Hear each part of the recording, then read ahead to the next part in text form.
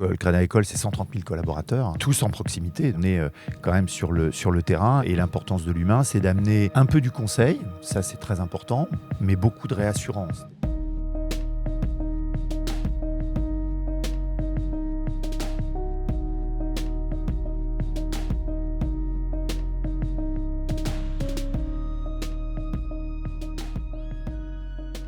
Stéphane Priamy, merci d'être là avec nous aujourd'hui. On va vous parler de crédit à la consommation, de mobilité douce aujourd'hui, de mobilité électrique.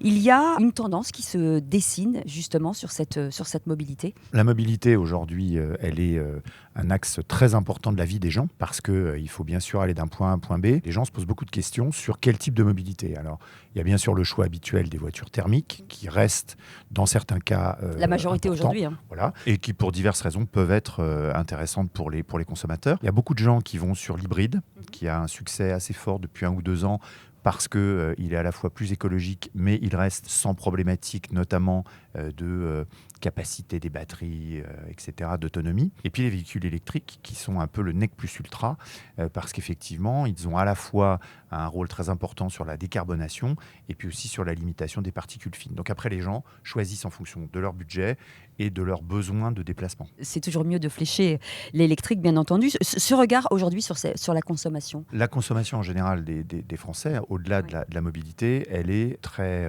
mouvante, notamment depuis le Covid. Elle est très dans l'instantanéité. Il faut que les choses se fassent vite. Elle est bien sûr très digitale. En découlent des besoins de financement un peu différents. Auparavant, les gens réfléchissaient à leur achat ou à leur investissement, faisaient le crédit qui allait avec, etc., etc. Aujourd'hui, on va avoir des formules de paiement en 3 fois, en 4 fois, en 5 fois, parce que c'est immédiat, parce que c'est direct, parce que c'est rapide. C'est peut-être ce qui change le plus.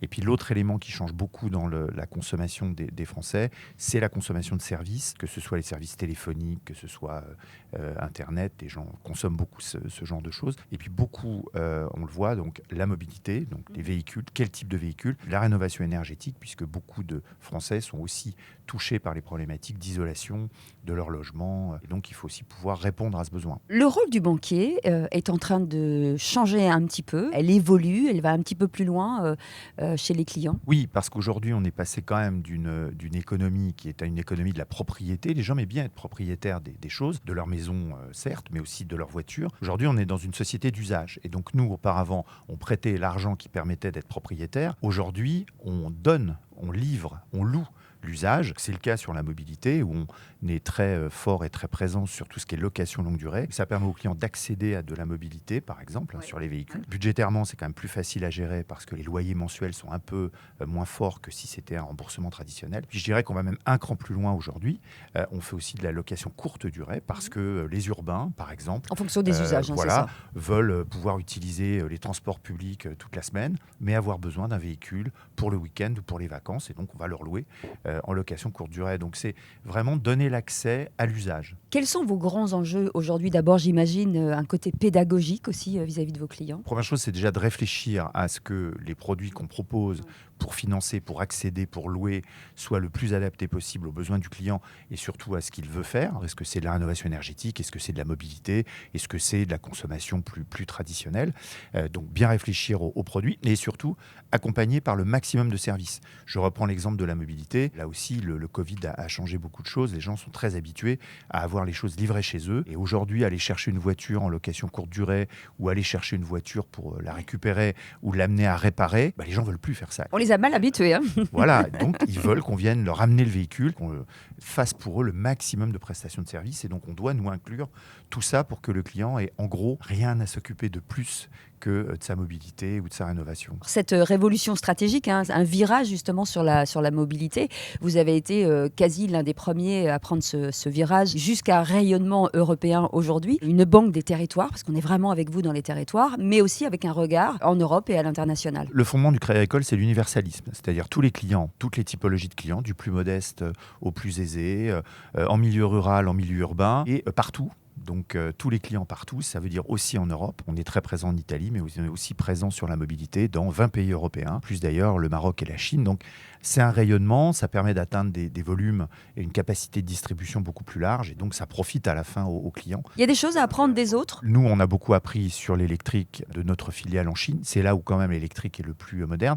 Et ensuite, vous avez beaucoup à apprendre en fonction des pays, des différents types de constructeurs ou différents types de distribution. Oui, il y a beaucoup, beaucoup de choses à apprendre. Plus on regarde les autres, plus on s'enrichit et plus on peut généraliser les choses ou les personnaliser, mais souvent les généraliser. Vous êtes un peu au carrefour de plein de choses. Vous travaillez aujourd'hui avec tous les constructeurs. Il y a aussi, on se nourrit aussi des marques, de leur façon de travailler, justement pour que votre modèle soit à chaque fois affiné en fonction des besoins. Oui, on a voulu vraiment là aussi être très universaliste. On fait tout autant du véhicule thermique que de l'hybride que de l'électrique, toutes les marques, même si sur une branche de notre activité, on est en partenariat avec Stellantis, mais le reste, on fait toutes les marques et surtout, on fait aussi beaucoup les occasions parce que il faut Bien quand même sûr, se rappeler ouais. qu'il y a un véhicule neuf qui se vend pour 4 véhicules d'occasion et que notamment la démocratisation des hybrides et de l'électrique passera par les véhicules d'occasion qui seront bien sûr moins chers et permettront à d'autres typologies de clients d'y accéder. C'est très important d'être présent partout et sur tous les types de véhicules. Pour la petite anecdote, effectivement, on est aussi par exemple le financeur de Ferrari. Donc vous voyez qu'on est vraiment partout. Ça m'intéresse. Voilà, donc je suis à votre disposition à la fin de l'entretien. Moi, j'imagine 3 étages finalement, la crédit à la consommation, la mobilité, mais aussi beaucoup de services, et vous l'avez dit tout à l'heure. 3 niveaux à travailler en même temps et l'importance de chaque niveau aussi au moment des grands moments de la vie de chacun de nous. Il faut pouvoir faire à la fois le financement des meubles pour votre appartement parce que vous êtes jeune couple, il faut continuer à faire des téléviseurs, de l'électroménager, mais il faut pouvoir faire de la mobilité en location ou en accession, mais il faut aussi pouvoir faire de la rénovation énergétique. On a quand même beaucoup de passoires thermiques en France qu'il va falloir rénover et régler. Donc là aussi, il y aura besoin de financement adapté. Donc oui, ça dépend vraiment de la vie et des cycles de vie aussi du client. Dans crédit à la consommation, il y a consommation. Dans consommation, il y a la vie des clients. Forcément, une banque très territorialisée, c'est-à-dire très proche de son client final. Il y a des valeurs forcément humaines, des valeurs qui sont intrinsèques au Crédit Agricole depuis des générations et des générations, avec des savoir-faire.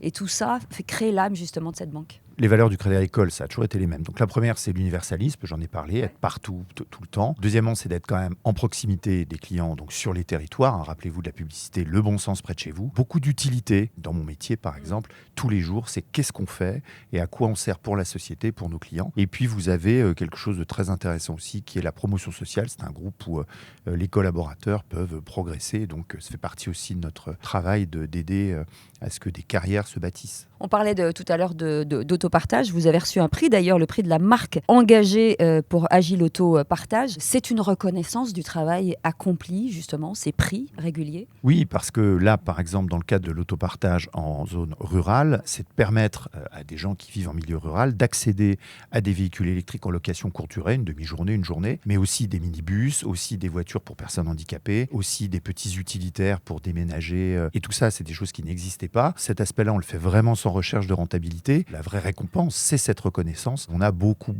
de gens qui nous disent à quel point ça leur a transformé la vie ou simplifié la vie. Donc ça nous fait plaisir.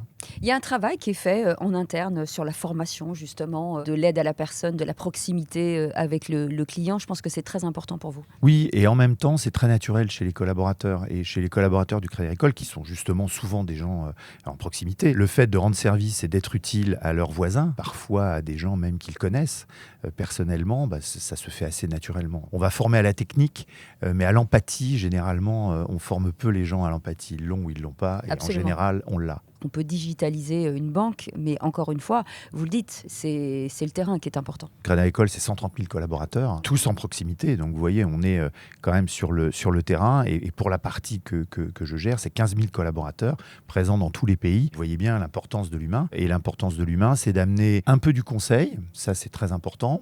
mais beaucoup de réassurance. C'est-à-dire que quand même, on est dans des mondes complexes aujourd'hui, on ne peut pas tout comprendre sur tout, et donc il faut avoir en face de soi des interlocuteurs en qui on a confiance, parce que finalement, on va leur confier le choix d'un véhicule, le choix d'un mode de financement. On peut utiliser tous les modèles, on essaie d'être moderne, bien sûr, donc l'intelligence artificielle, le digital. Il faut à la fin qu'il y ait un fit, une relation qui fasse qu'on ait confiance. Ça veut dire que vous, en tant que grand patron, Stéphane Priamy, même votre mode de management, vous vous remettez en question régulièrement? Il faut être progressiste dans la vie, et être progressiste, c'est être moderne, mais pas que sur les aspects technologiques. C'est aussi sur les RH, c'est aussi sur la gestion des collaborateurs, sur leur promotion, leur carrière, leur motivation. On ne peut pas gérer, je pense, 15 000 collaborateurs qui sont sur le terrain face à des clients si on ne prend pas en compte aussi leur vie. On essaye de le faire aussi de manière un petit peu rationnelle avec des mesures. Vous avez les clients qui vous notent. Bon, ça, vous l'avez certainement déjà fait sur des services qu'on vous a rendus. On a de plus en plus donc, nos collaborateurs aussi qui nous notent et on voit comment on progresse sur la compréhension de la stratégie, la façon dont on les guide, la façon